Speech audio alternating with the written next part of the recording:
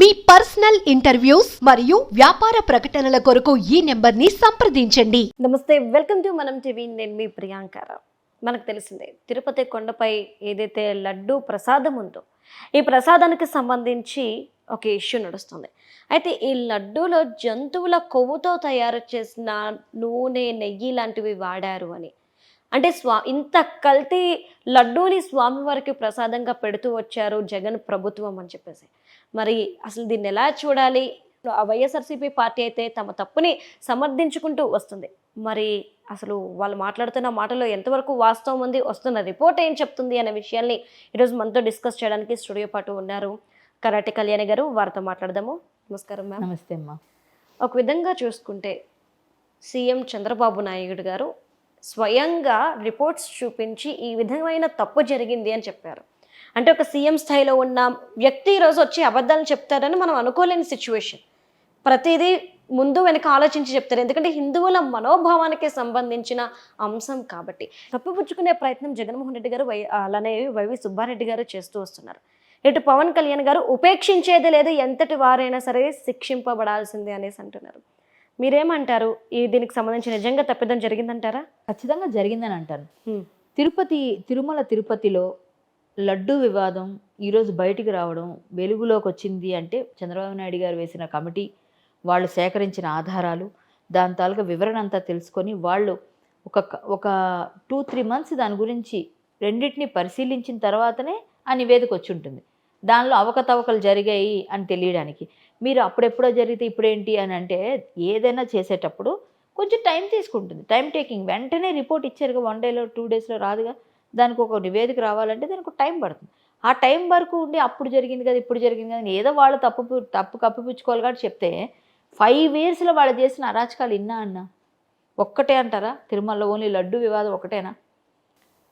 తిరుచానూరు అమ్మవారి ఆలయానికి 100 మీటర్ల దూరంలో మద్యం, మాంసం దుకాణాలు. మాంసాన్ని అమ్ముతుంటే నేను రెడ్ హ్యాండెడ్గా నేను వెళ్ళి లైవ్ కూడా పెట్టాను, నా ఫేస్బుక్లో ఉంటుంది అది. వెళ్ళి డైరెక్ట్గా ఒక ముస్లిం జంట అమ్ముతుంటే చికెన్ పకోడీ 100 మీటర్లు ఎదురుగా, కోనేరు ఎదురుగా, అమ్మవారు కోనేరు, మీరు ఎంత మినిమం డిస్టెన్స్ ఉండదా అక్కడ పకోడీ, చికెన్ పకోడీ అమ్ముతుంటే, అది శనివారం నాడు.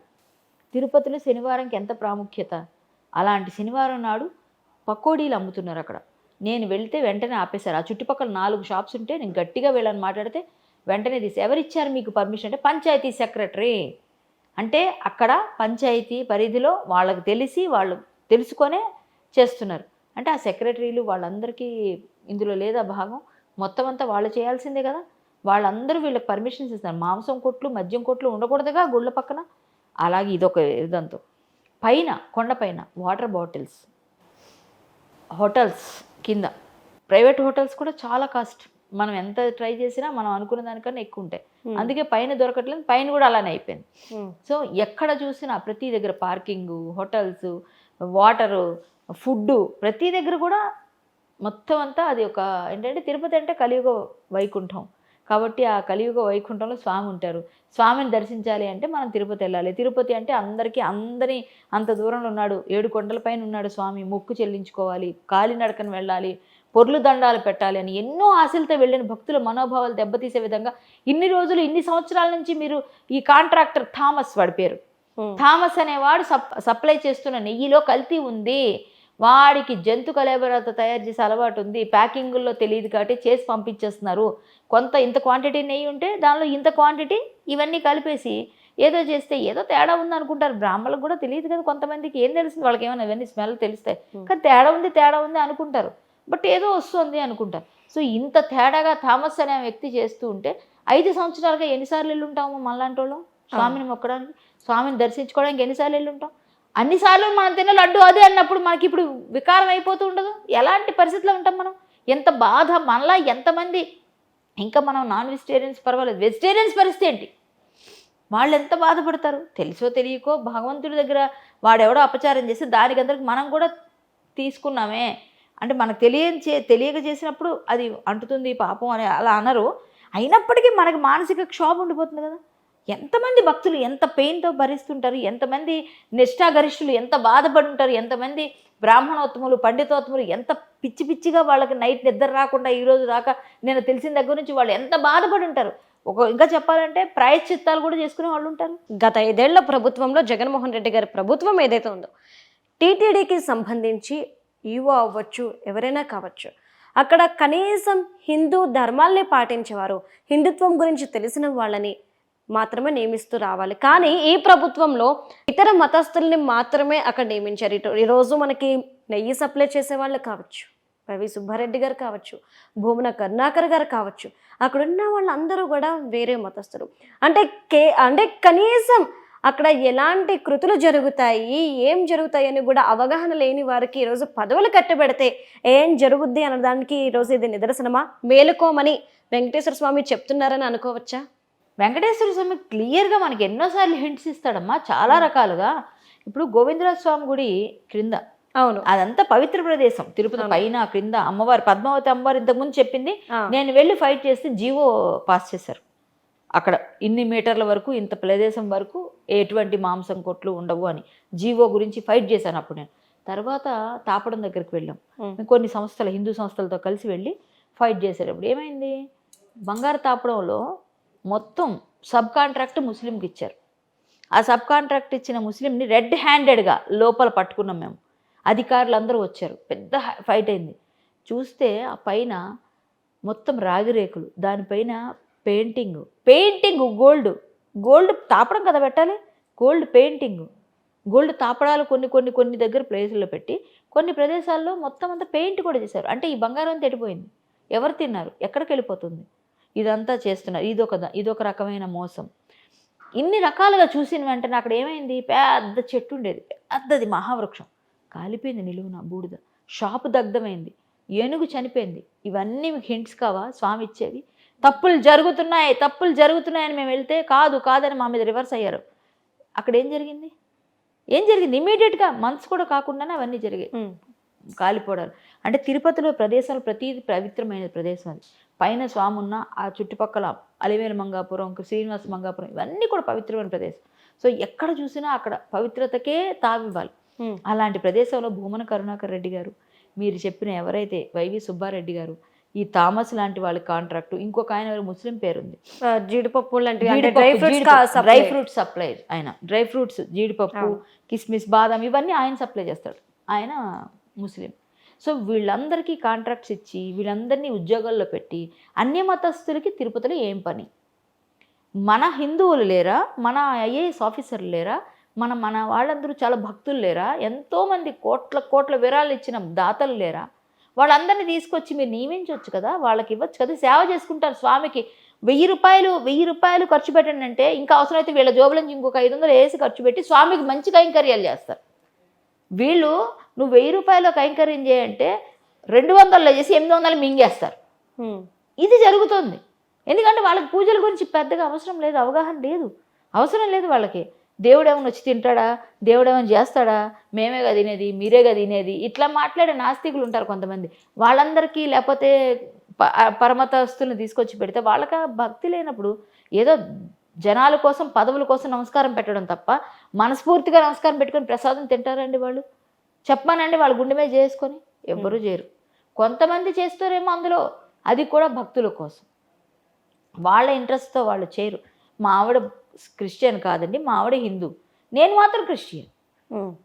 సో ఆవిడ నేను ఇబ్బంది పెట్టను, కానీ నేను మాత్రం క్రిస్టియానిటీని పాటిస్తాను. అందుకే అక్కడ సిలువ టైప్లో కలశాలు వేయిస్తాం, అక్కడ అన్యమత ప్రచార సాధనాలైనటువంటి టిక్కెట్ల పైన వెనకాల మేము వాక్యాలు రాయిపిస్తాం, ఇవన్నీ చేపిస్తాం మేము. ఇవన్నీ మా హక్కు కదా, ఎందుకంటే మేము కదా పదవిలో ఉన్నాం, మాకు కదా ఉంది అధికారం. 5 సంవత్సరాలు సర్వనాశనం చేశారు.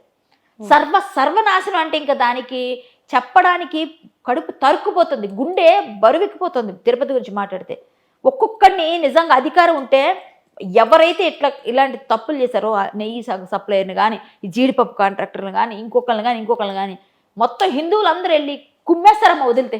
అంటే మ్యామ్, ఇప్పుడు మనం చూసుకుంటే కనుక కేవలం ఈరోజు లడ్డూ ప్రసాదానికి సంబంధించిన అవినీతి అలానే ఇవి మాత్రమే బయటకు వచ్చాయి, కానీ ఇంకా తిరుపతిలో ఏమేమి జరుగుంటాయి అని అదేమ్మా. ఇప్పుడు లడ్డూ ప్రసాదం గురించి ఇప్పుడు తెలిసింది, ఇప్పుడు స్టార్ట్ అయింది. ఎన్ని ఉన్నాయో అన్ని అవకతవకలు బయటకు వస్తాయి. అలిపిరి దగ్గర నుంచి మీరు వెళ్తున్నప్పుడు ప్రక్కనే గోమాంసాన్ని అమ్ముతూ ఉంటారు, దారాలు పెట్టి. తెలుసా? ఆ చుట్టుపక్కల సందులోకి మీరు వెళితే లోపలికి ఎంటర్ అయితే స్మెల్ చచ్చిపోతాం. ఆ పక్క నుంచి వెళ్తుంటే ఒక రోజు ఉంది, సండేనో ఏదో ఒక రోజు పెడతారు, శుక్రవారమో, వెళుతుంటే మొత్తం ఆ దారంతా అదే. మాకు చెప్పారు అప్పుడు, అప్పట్లో మొత్తం ఎంక్వైరీలు చేసాము, అన్నీ జరిగాయి. ఇక్కడ ఈ లడ్డూ కోసం ఇప్పుడు బయటకు వచ్చింది. బట్ ఇదొకటి అంటే తిరుపతి పుణ్యక్షేత్రానికి వెళ్ళే దారిలో అది ఉండకూడదని మీకు తెలీదా? అలా పెట్టుకుంటే మీరు ఊరుకుంటారా? అది ఊరే కావచ్చు, ఏమైనా కావచ్చు, ఊరు బయటే కదా చేసుకోవాల్సినవి ఇలాంటివన్నీ. మీరు తింటారు, మీరు ఏమేం చేస్తారు, మాకు పడదు అవన్నీ. మేము అడిగితేనేమో మీరు ఎలా ఇది తింటారు, అది మేము తింటాం అనేది రివర్స్లో మాట్లాడతారు. అయినా సరే వాళ్ళకేమి మంచి జరగదు. మేము ఖచ్చితంగా చట్టం వచ్చిన రోజు అందరికీ సరిగ్గా ఉంటుంది. సో ఇప్పుడు తిరుపతి వెళ్తున్నప్పుడు స్వామిని చూద్దామని వెళ్తుంటే పక్కన గోమాతను కోసేసి అట్లా దారాలుగా పెడితే మనసంతా ఎట్లా అయిపోద్దామో వెళ్తున్నప్పుడు మనసు అంత ఉంటుందా? ఆవు పాలు కదా గోవిందునికి అక్కడ తిరుపతి కొండపైన వచ్చి ఆవు కదా పాలు ఇస్తుంటేనే కదా ఆయన వచ్చి కొట్టాడు ఆ కాపరి, ఆ గొల్ల ఆయన కొడితేనే కదా ఇప్పుడు ఆ పాల తాగాడు. ఆ పాలు లోపల ఎవరు ఉన్నాయి, పుట్టలో ఎందుకు వేస్తున్నావు అంటేనే కదా అక్కడ స్వామికి పాలు ఇస్తున్నట్టుగా ఉంటే అప్పుడు పొట్టలోంచి బయటకు వస్తే ఆ దెబ్బ తగిలిన స్వామిని కదా, అది కదా మనకు చరిత్ర, వెంకటేశ్వర స్వామి చరిత్ర. అందుకే ఇప్పటికి కూడా సన్నిధి గొల్ల వాళ్ళకే మొదటి దర్శనం. అంటే మా యాదవులకే దర్శనం, మొదటి దర్శనం. అంటే నేను గర్వంగా చెప్పుకుంటాం వెంకటేశ్వర స్వామి తొలి దర్శనం మా వాళ్ళకే అని. అంటే మేము అంత పిచ్చిగా స్వామిని వేడుకుంటాం, స్వామిని కోరుకుంటాం, స్వామిని దర్శిస్తాం, స్వామిని సేవిస్తాం. ఇదా మీరు చేస్తున్న, ఇది పాలకుల రూపంలో ఉన్నాయి, ఇదా మీరు చేస్తున్న మీ పైత్యాన్ని మా పైన రుద్దుతారా? మీ తాలూకా దందా కోసం, మీ డబ్బు ధనార్జన కోసం భక్తుల మనోభావాలతో ఆడతారా? మీరు పిచ్చిగా మీరు సంపాదించుకోండి, ఇంకా చాలా ఉన్నాయి. దేవుడితో ఆటలా ఏమైనా చూస్తాడా? ఇప్పుడు అధికారం దించాడు అంటే ఎవరు దేవుడితో ఆడినా వెంకటేశ్వర స్వామితో ఒక్కళ్ళు బాగుపడలేదమ్మా. ఈ కాంట్రాక్టర్ కానీ దీనికి అధికారం ఎవరైతే పర్మిషన్ ఇచ్చారో వాళ్ళందరూ, ఆ థామస్ అనే వాడికి పర్మిషన్ ఇచ్చిన ఏ అధికారి ఉన్నారో అతను ముందు నుండి వెనక నుండి ఎవరు నడిపించారో అందరికీ చుట్టుకుంటుంది పాపం. పక్కాగా చెప్తున్నా, పక్కాగా ఇంకా చాలా ఉన్నాయి దందాలు.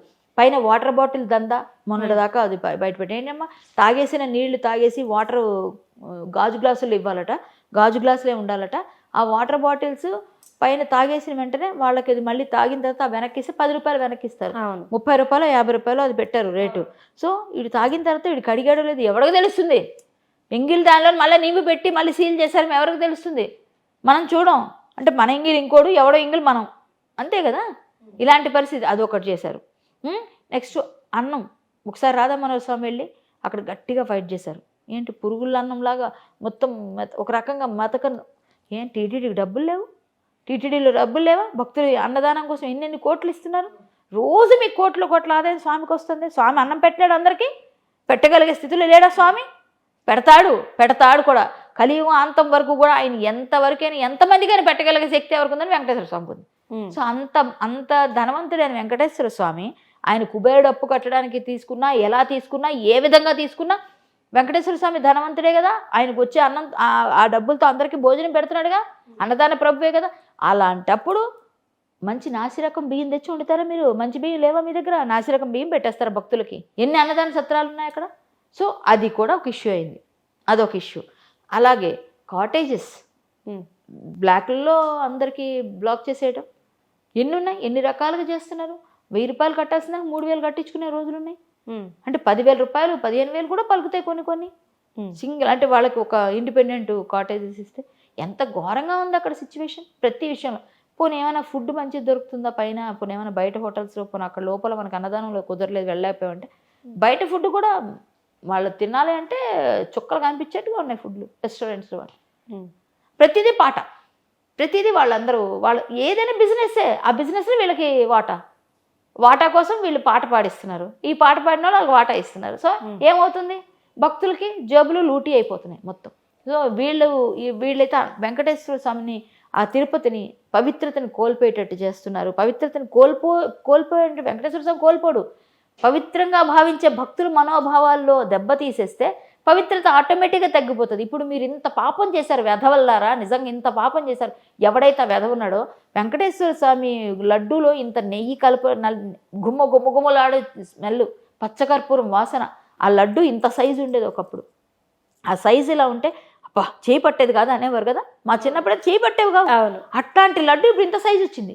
ఇంత సైజు నుంచి ఇంకా తగ్గిపోయేటట్టు కూడా ఉంది. ఇంత సైజు కూడా ఇప్పుడు మీరు 50 రూపాయలు అంటే ఒక్కొక్క లడ్డు ఎంత పెరిగిపోయింది, ఒక్కొక్క సైజు ఇంతంత సైజులో ఇంతంత లడ్డులు వచ్చి దానిలో కూడా స్మెల్ లేదు, ఆ పచ్చికర్పూరం వాసన లేదు, అసలు ఏ విధంగా ఇంకేంటి కల్తీ నెయ్యి అయితే ఇంకేం స్మెల్ వస్తుంది, నెయ్యే మెయిన్ దానికి.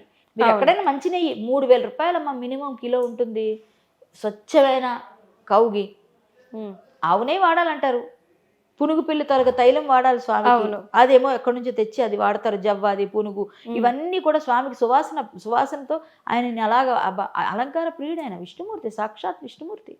సో అలాంటి స్వామికి అసలు అంత ఆయనకి ఆ లడ్డు తినాలి అంటే స్వామి చేయి పెడతాడు, స్వామి చేయి పడుతుంది, అందుకే ఆ టేస్ట్ తిరుపతికి, బయట ఎక్కడ చేసినా ఆ టేస్ట్ రాదు అని అందరూ అంటారు. ఎస్, మేము నమ్ముతాం, మా నమ్మకం. తిరుపతిలో వెంకటేశ్వర స్వామి ఆ లడ్డుని ముట్టుకుంటాడేమో, అవన్నీ ప్రసాదంగా ఆరగింపుగా పెట్టగానే ఆయన చేయి తగులుతుంది, ఆయన చూపు ప్రసరిస్తుంది కాబట్టి ఆ వకులామాత ఆయన అలా కాపలాగా ఉంటుందంటారు. మరి వకులామాత ఊరుకుంటుందా? ఇప్పుడు వకులామాత ఆమె సాక్షిభూతంగా ఉంటుంది, వంట చేసేప్పుడు ఎవరైనా ఎంగిల్ చేస్తున్నారని మనం చూపిస్తారు, మనల్ని తీసుకెళ్ళి వకులామాతను కూడా చూపిస్తారు. సో ఇలాంటివన్నీ మనం నమ్ముతున్నప్పుడు మన మనోభావాలను దెబ్బతినవు, స్వామి ఊరుకుంటాడా? అంత ఇష్టంగా స్వామి సేవిస్తూ ఆ లడ్డు కోసం అంతగా మనం పరితపిస్తామే. ఎవరైనా తిరుపతి లడ్డు, తిరుపతి లడ్డు వచ్చింది ఈరోజు, అమ్మా మంచిది, చాలా హ్యాపీ అని ఫీల్ అవుతామా? ఇప్పుడు తిరుపతి లడ్డు అంటే భయం వేస్తుంది. మరి ఇలాంటి వాళ్ళకి ఎలాంటి శిక్ష పడాలి? ఎందుకు ఈరోజు శిక్ష గురించి మాట్లాడుతున్నానంటే, వీళ్ళు ఆల్రెడీ కోర్టుని ఆశ్రయించారు. ఎందుకు అంటే కోర్టులో నడుస్తూ ఉంటుంది కేసు, సో అప్పటి వరకు ఏం చేయలేదు అని.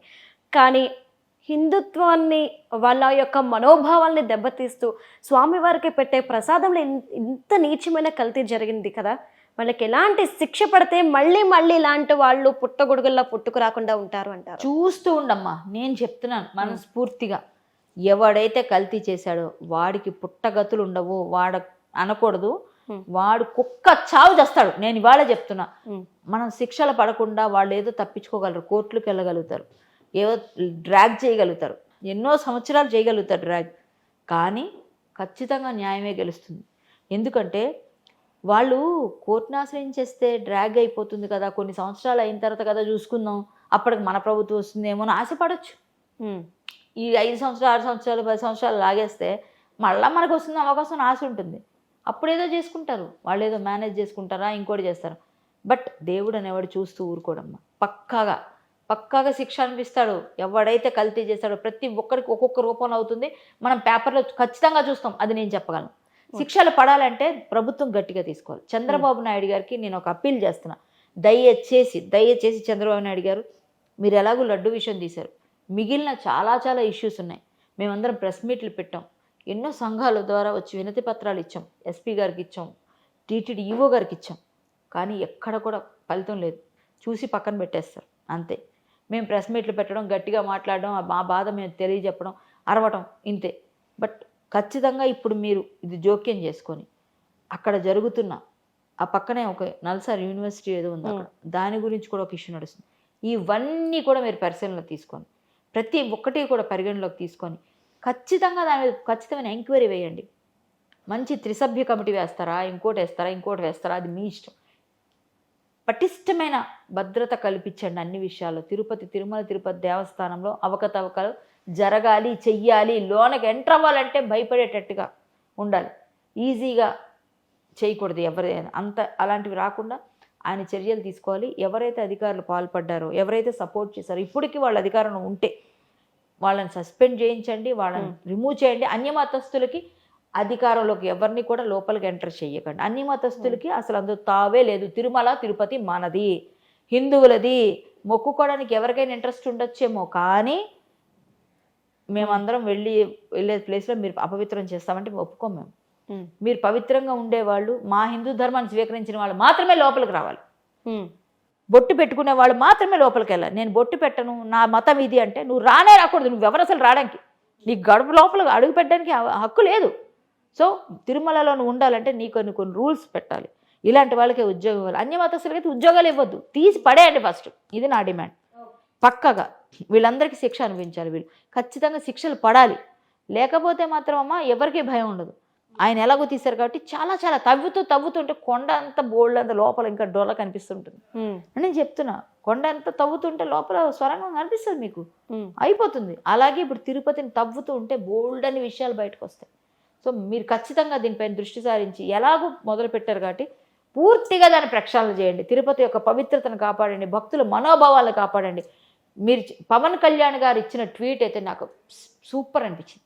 ఓకే. పవన్ కళ్యాణ్ గారు ఖచ్చితంగా కేంద్రంలో ఒక మంచి కమిటీ ఏర్పాటు చేసి ఈ గుడులన్నీ కూడా ఎండోమెంట్ బోర్డు అని ఇవన్నీ పెట్టి చేస్తున్నారు కదా, ఇది కాదు. ఈ గుళ్ళన్నీ కూడా ఒక కేంద్ర అధ్యక్షన ఒకటి కమిటీ ఉండాలి, దానిలోనే ఇవన్నీ పనిచేయాలి, దానిలోకి వచ్చేయాలి ఇవన్నీ కూడా అని ఏదో ఒక ట్వీట్ చేశారని విన్నాను, చూసాను. సో ఆయన చేసిన ప్రకారంగా కేంద్రం దృష్టికి ఆయన తీసుకెళ్ళగలరు. తీసుకెళితే ఏమో చెప్పలేం, ఈ ఎండోమెంట్ లాంటిదే ఒక యాక్ట్ ఏదైనా కొంచెం మార్చో ఇంకోటో చేసి మొత్తం అన్నిటిని ఒక తాటి మీదకి తీసుకొచ్చి వీటన్నిటి కోసం చేస్తే వెంకటేశ్వర స్వామి డబ్బులు అంతే వాడేసుకోవడానికి రాజకీయ నాయకులు పనికి వస్తున్నాయి, కానీ ఆయనకి సేవలు కైంకర్యాలు కరెక్ట్గా చేయరా, ఆయన కోసం కరెక్ట్గా పని చేయరా మీరంతా? ఏంటిది మీరు నచ్చినట్టుగా ఏ కాంట్రాక్ట్ ఎవరికి నచ్చితే వాడికి ఇచ్చేస్తారా? హిందువులకు ఇవ్వాల్సిన కాంట్రాక్ట్లు అన్ని మతస్థులకు ఎలా ఇస్తారు? నేను మొన్న కూడా అడిగాను, నిన్న కూడా అడిగి, ఇప్పుడు అడుగుతున్నా, మసీదులో మాకు ఇస్తారా? గుడి తాలూకా సామాన్లు అమ్ముకుంటాం మేము, కొబ్బరికాయలు కొట్టో లేకపోతే ఇంకోటో. పిడుగురాళ్లలో ఒక సత్రం అంటే హిందువుల సత్రం, పక్కనే గుడి అన్నీ ఉన్నాయి. హిందువుల పేరుతో ఉన్న సత్రంలో బాపనమ్మ సత్రం ఏదో ఉంది. ఆ సత్రంలో ఒక ముస్లిం వ్యక్తి ఆయన వెళ్ళి కొబ్బరికాయలు దందా చేస్తాడు. అది మున్సిపాలిటీ పరిధిలో ఉందంటాడు, గుడి అవతల లోపల కాదు. సరే, మున్సిపాలిటీ పరిధిలో ఉన్న మీరు అవన్నీ తీయాలిగా, రోడ్డు మీద మీరు తీయించాలిగా. ముస్లిం వ్యక్తి హలాల్ కాకుండా ఏది చేయడే, మరి వాటి మీద వస్తున్నాడా కొబ్బరికాయల పైన?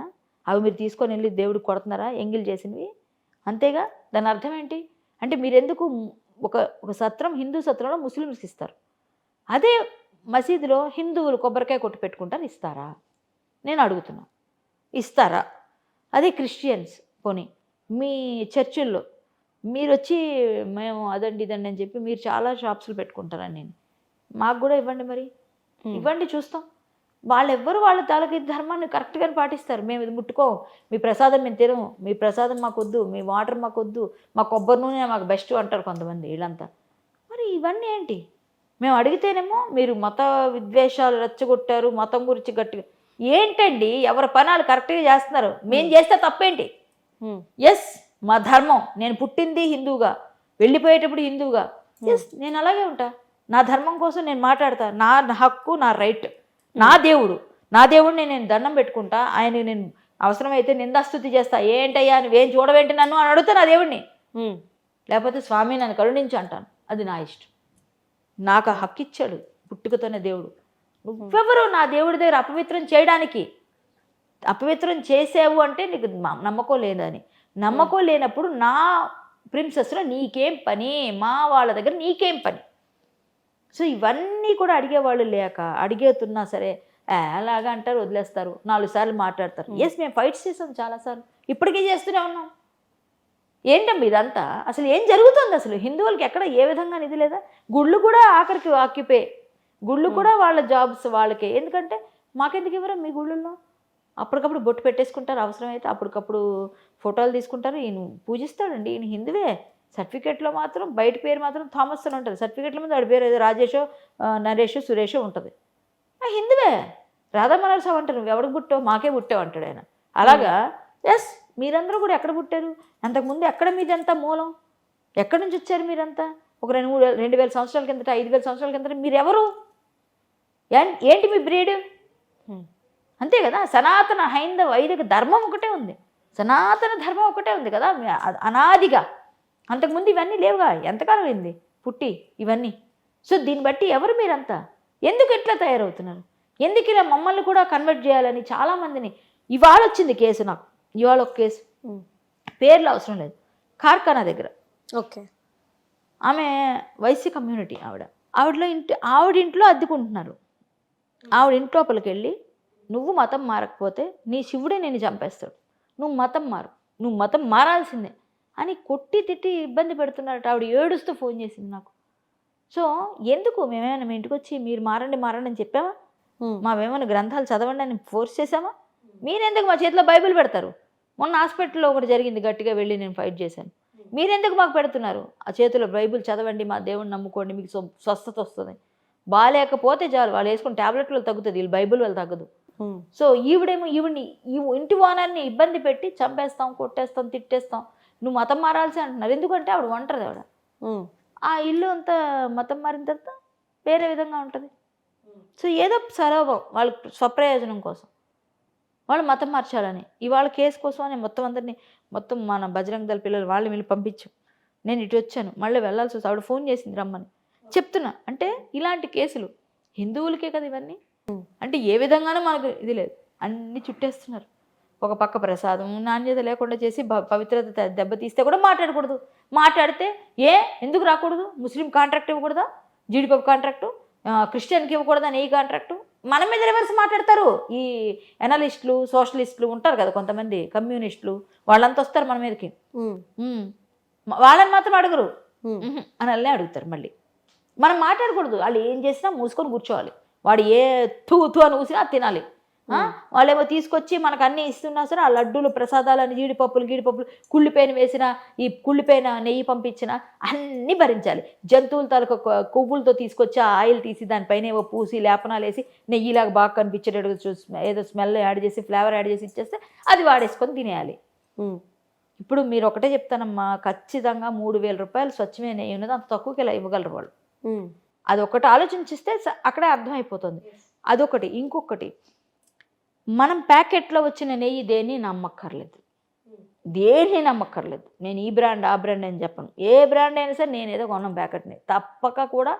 ఏమో మా తమ్ముళ్ళు వాళ్ళు తిరిగి తెస్తే కూడా నేను తిడతాను, ఎందుకు తెచ్చారు, పేర్లు ఎందుకు, కంపెనీ పేర్లు. నేను ఏ కంపెనీ నేను డైరెక్ట్గా గోశాల దగ్గర తెలిసిన వాళ్ళు ఉంటే గోశాల వాళ్ళకి చెప్పి, మీకు తెలిసిన నెయ్యి ఇచ్చే వాళ్ళు ఉంటే చెప్పండి అని అక్కడికే పంపించి, మా కొంతమంది గోరక్షకులు ఉంటారు, వాళ్ళు ఈ తెచ్చిన ఆవులు పెంచి పోషిస్తుంటారు, అవసరమైతే తీసేవాళ్ళు, బాగా పాడావులైతే. లేకపోతే బయటనే వాళ్ళు చెప్పిన డైరీల దగ్గర కొనుక్కుంటాం.